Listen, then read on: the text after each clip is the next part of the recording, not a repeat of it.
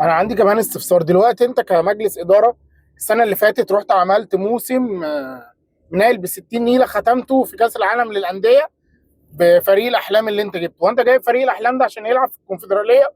انت بتوفر الثلاث شهور بتوع الشرط الجزائي بتوع المدرب. طب ما هو بالمدرب ده احنا هنلعب في الكونفدراليه. انت جايب زمره اللعيبه دي كلها، واللعيبه اللي بملايين، وعلى راي الزملكاويه بمليارات، فرقه المليارات، عشان تروح تلعب في الكونفدراليه.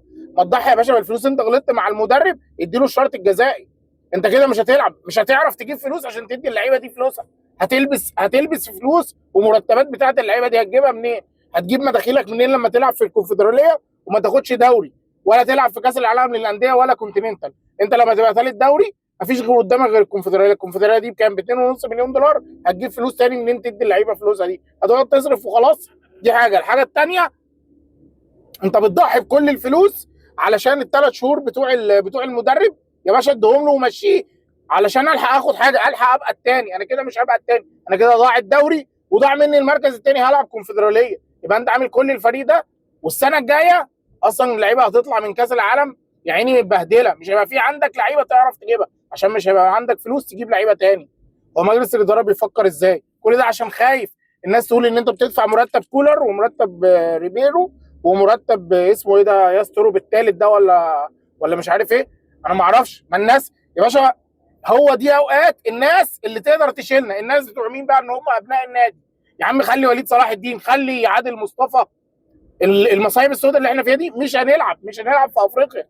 احنا هنروح كده الكونفدراليه مش هنلاقي فلوس ندي اللعيبه دي مرتباتها. ده اللي انا اعرفه.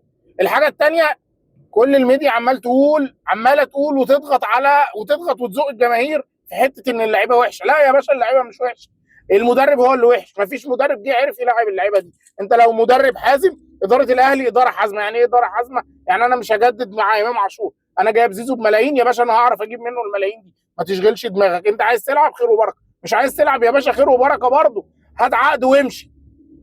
مش هيفرق معايا. وسام علي مشي، وسام ابو علي مشي. انت عايز تمشي امشي. لا، مش مشكله لعيبه، مشكله اداره. الاداره حازمه مع اللعيبه بقى. احنا عايزين مدير فني يكون حازم مع اللعيبه، المدير الفني ده يكون في ظهره سيد عبد الحفيظ. هي دي مشكله الاهلي اللي مش هتتحل بالراجل اللي احنا لابسينه كده لاخر الموسم ده.